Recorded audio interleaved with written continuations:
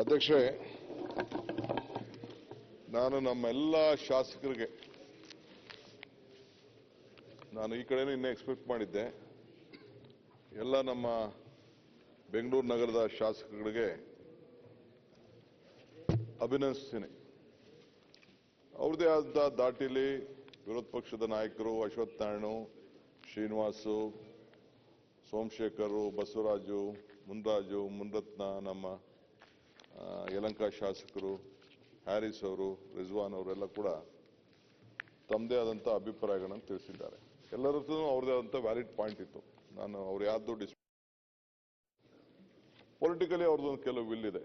ಕೆಲವರು direct election ಮಾಡಬೇಕು ಅಂತ ನಮ್ಮ ಮಹಾಲಕ್ಷ್ಮಿ ಲೇಔಟವ್ರು ಹೇಳಿದ್ದಾರೆ, ಕೆಲವರು ಬೇರೆ ಬೇರೆ ತರ ಹೇಳಿದ್ದಾರೆ. ತಪ್ಪೇನಿಲ್ಲ, ಇದು ಪ್ರಜಾಪ್ರಭುತ್ವ ವ್ಯವಸ್ಥೆಯಲ್ಲಿ ಅವರ ಧ್ವನಿ ನಾವು ಕೇಳಲೇಬೇಕು. ನಾನು ಅದನ್ನು ಡಿಸ್ಪ್ಯೂಟ್ ಮಾಡಕ್ಕೆ ಹೋಗೋದಿಲ್ಲ. ಅವ್ರಿಗೂ ಕನ್ಸರ್ನ್ ಇದೆ. ಈ ಬೆಂಗಳೂರು ನಗರನ ಈಗಿರುವಂಥ ಸಿಸ್ಟಮ್ ಅಲ್ಲಿ ನಾವು ನಡ್ಸಕ್ಕಾಗಲ್ಲ.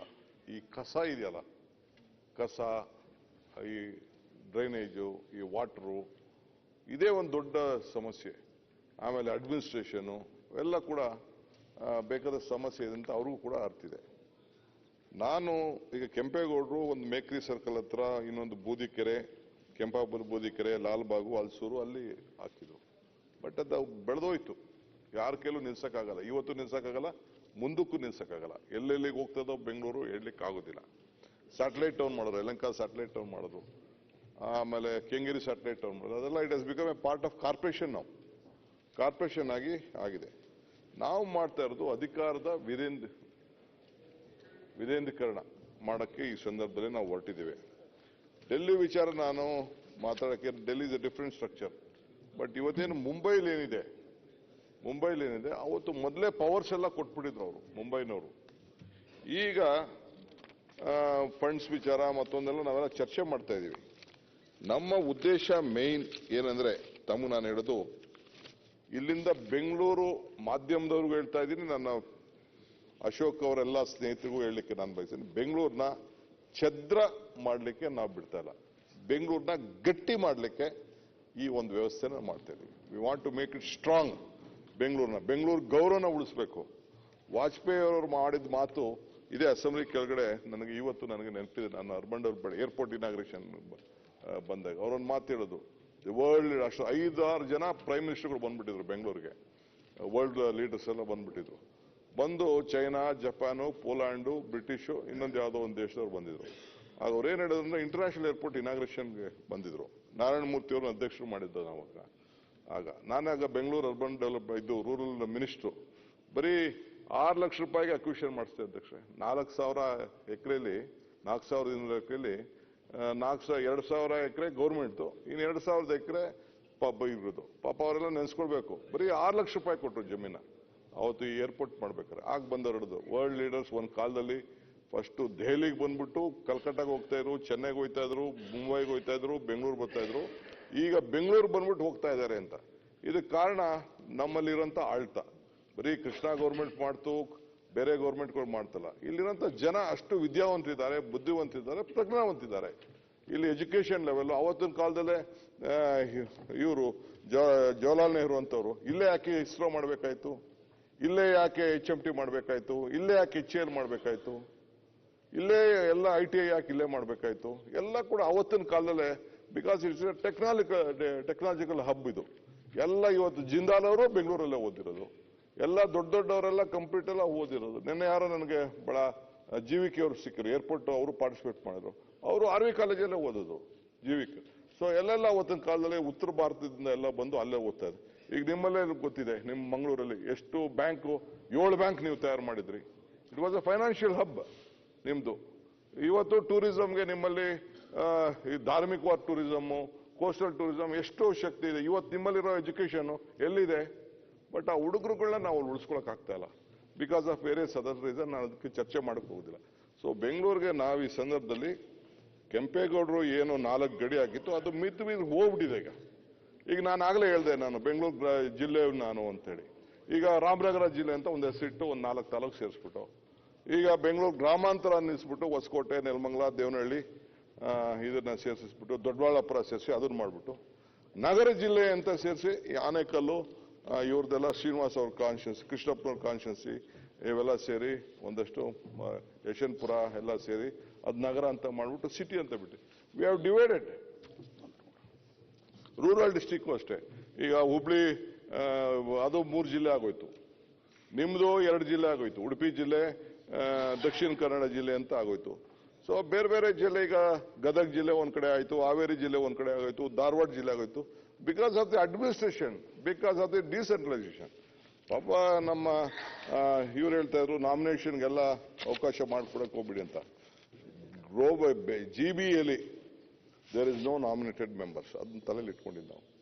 Only elected members of the Lok Sabha and Rajya Sabha, MLAs, MLCs who are which are the constitutions fall within the GBA are the members of are the eligible for voters ಅಂತ ಅದನ್ನ ನಮ್ಮ ಇದರಲ್ಲಿ ನೀವು ನೋಡಿ, ಸೆಕ್ಷನ್ 5 ಅಲ್ಲಿ ನೀವು ನೋಡಿ.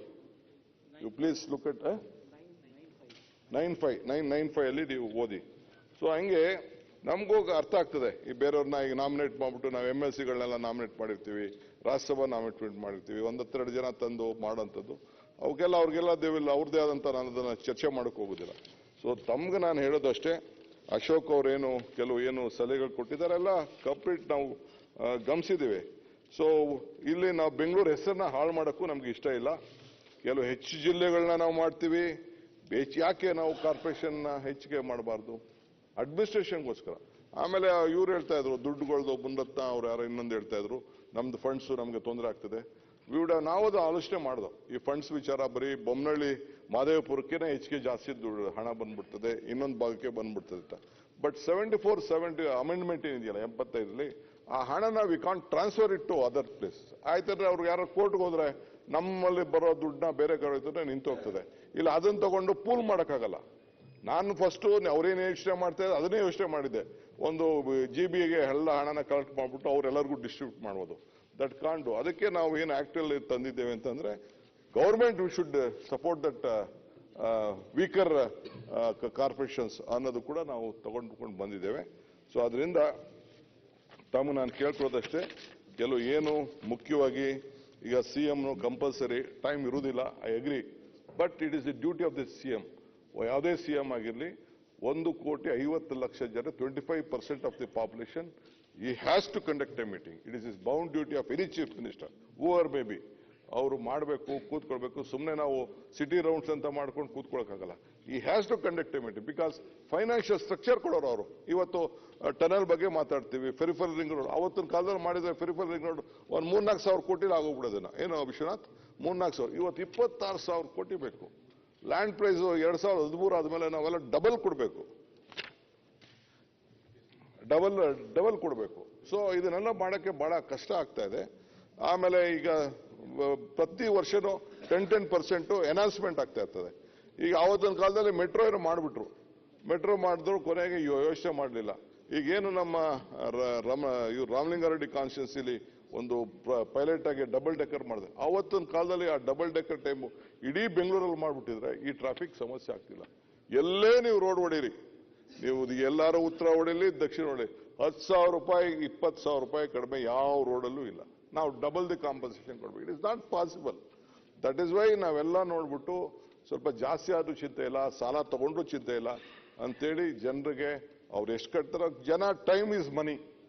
ಅವರೆಲ್ಲ ಈಗ ಟ್ರಾಫಿಕ್ ಹೋಗ್ಬೇಕಾದ್ರೆ ನಮ್ಮನೆ ಮಕ್ಕಳೇ ಬೈತಾರೆ, ನೀನೇನಪ್ಪ ನಿಂಗೆ ಯಾರೋ ಪೊಲೀಸ್ ಬಿಟ್ಬಿಡ್ತಾರೆ, ನಮ್ಮ ಪರಿಸ್ಥಿತಿ ಏನು, ನಾನೆಲ್ಲ ಬೆಳ್ಳೂರಿಂದ ಇಲ್ಲಿ ಬರ್ಬೇಕಾರೆ, ಬೆಳ್ಳೂರು ಇದರಿಂದ ಬರ್ಬೇಕಾದ್ರೆ 2 ಅವರ್ ಆಗ್ತದೆ, 3 ಅವರ್ ಆಗ್ತದೆ ಅಂತ ನನಗೆ ಬೈತಾ ಇರ್ತಾರೆ ಬೆಳಗ್ಗೆ. I can understand that problem. But ನಮ್ದಕ್ಕಿಂತ ನಾನು ಮುಂಬೈ ನೋಡಿದ್ದೀನಿ, ಡೆಲ್ಲಿನೂ ನೋಡಿದ್ದೀನಿ, ಅಲ್ಲೂ ಇದಕ್ಕಿಂತ ವರ್ಷ ಟ್ರಾಫಿಕ್ ಇದೆ. I have seen other cities, ಇದನ್ನು ನೋಡಿದ್ವಿ, ಹೈದ್ರಾಬಾದ್ ನೋಡಿದ್ವಿ. ಬಟ್ ಸ್ಟಿಲ್ ಹಂಗಂತ ನಮ್ದು ರೆಸ್ಪಾನ್ಸಿಬಿಲಿಟಿ ಇದೆ. ಈಗ ಪಾಪ ಇದನ್ನ ಕೂಡ ನಾವು ಮಿಲಿಟರಿ ಅವ್ರ ಹತ್ರನೂ ಮಾತಾಡ್ತೀವಿ. ಕೆಲವು ಜಾಗ ಬಿಟ್ಕೊಟ್ಟಿದ್ದಾರೆ, ಕೆಲವು ಜಾಗ ಬಿಟ್ಕೊಟ್ಟಿಲ್ಲ. We are try to. ಅಷ್ಟು ಸುಲಭವಾದ ಕೆಲಸ ಅಲ್ಲ ಇದನ್ನೆಲ್ಲ ಸರಿ ಮಾಡೋದು. ಒಂದಿನಕ್ಕೆ ನಾನು ಹೇಳಿದ್ನಲ್ಲ ದೇವರೇ ಕಾಪಾಡಬೇಕು ಅಂತ, ದಟ್ ಮೀನ್ಸ್ ಒನ್ ಡೇ ಮಾಯಾಮಂತ್ರ ಟೈಪ್ ಮಾಡೋಕ್ಕಾಗಲ್ಲ ಇದನ್ನ. It takes proper planning, proper executions.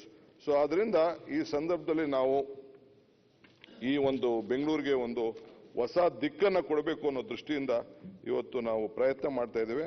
ಮುಖ್ಯವಾಗಿ ಪವರ್ ಇಶ್ಯೂಸ್ ಇದೆ. ಈಗ ನೋಡಿ, ಪವರ್ ಅಲ್ಲಿ ಬೆಂಗಳೂರಲ್ಲಿ ಈಗ ಜಾರ್ಜ್ ಸಾಹೇಬ್ರು ಇಲ್ಲೇ ಇದ್ದಾರೆ. ಫಸ್ಟ್ ಟೈಮ್ ಗ್ಯಾಸ್ ಮಾಡಿದ್ದು ನಾವು. ಇವರು ಯಲಹಂಕ ಕ್ಷೇತ್ರದಲ್ಲೇ ಹೋಗಿ ರಿಕ್ವೆಸ್ಟ್ ಮಾಡಿಕೊಂಡು ಅಲ್ಲೆಲ್ಲ ಮಾಡಬೇಕು ಅಂತಿದ್ರು. ಅಲ್ಲಿ ಜಾಗ ಉಳ್ಕೊಂಡಿತ್ತು. 345 ಗ್ಯಾಸ್ ಪ್ಲಾಂಟು. ಎಲ್ಲೋ ಏನೇ ಹೆಚ್ಚು ಕಮ್ಮಿ ಆದ್ರೂ ಬೆಂಗಳೂರು ಸಿಟಿಲಿ within 1 minute we can operate the gas ಅಂತ ಒಂದು ಅವಕಾಶನ ಇವತ್ತು ಬೆಂಗಳೂರು ನಗರಕ್ಕೆ. ಯಾಕೆಂದ್ರೆ Bengaluru is very important. 24 hours run ಆಗ್ತದೆ. ಅಲ್ಲಿ ರಾತ್ರಿ ಇರ್ತದೆ, ಇಲ್ಲಿ ಹಗಲು ಇರ್ತದೆ, ಇಲ್ಲಿ ರಾತ್ರಿ ಇರ್ತದೆ, ಹಗಲ ಇರ್ತದೆ. ನಮ್ಗೆಲ್ಲ ಅದು ಅರಿವಿದೆ. ಟ್ಯಾಕ್ಸ್ ಕೂಡ ಹೆಚ್ಚಿಗೆ ಆಗಬೇಕಾಗುತ್ತೆ. ಅವ್ರೇನು ನಮ್ಮ ಸತೀಶ್ ಅವರು ಏನ್ ಪ್ರಸ್ತಾವನೆ ಮಾಡಿದ್ರು, ಅವ್ರು ಹೇಳೋದು ಕರೆಕ್ಟು.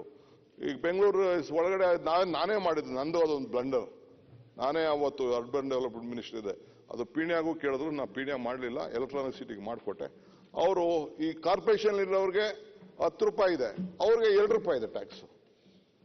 ಸೊ ಅದೊಂದು ನಿಮ್ಮ ಶ್ರೀನಿವಾಸ್ ಅವ್ರ ಕಾನ್ಸ್ಟಿಟ್ಯೂನ್ಸಿಯಲ್ಲಿ, ಕೃಷ್ಣಪ್ಪನವ್ರ ಕಾನ್ಸ್ಟಿಟ್ಯೂನ್ಸಿಯಲ್ಲಿ ಎಲಿಸಿಟಾ, ಅದು there is some lacuna what we did. ನಾವು ಯಾವುದೋ ಬೇರೆ ದೃಷ್ಟಿಯಿಂದ ಅವ್ರಿಗೊಂದು ಎಂಪವರ್ ಮಾಡಬೇಕು ಅಂತ ಮಾಡಿದೋ, ಅಲ್ಲಿ ಬೇರೆ ತರ ನಡೀತಾ ಇದೆ. But it is a part of Bengaluru. ಇನ್ನೇನು ಬೇರೆ ಅದಕ್ಕೆ ಅವ್ರೇನು ಹೇಳಿದ್ದಾರೆ ಅದನ್ನೆಲ್ಲ ಕಂಪ್ಲೀಟ್ ನಾನು ಗಮನದಲ್ಲಿ ಇಟ್ಕೊಂಡಿರ್ತೇನೆ. ಮತ್ತು ಪ್ಲೀಸ್ ಓಕೆ.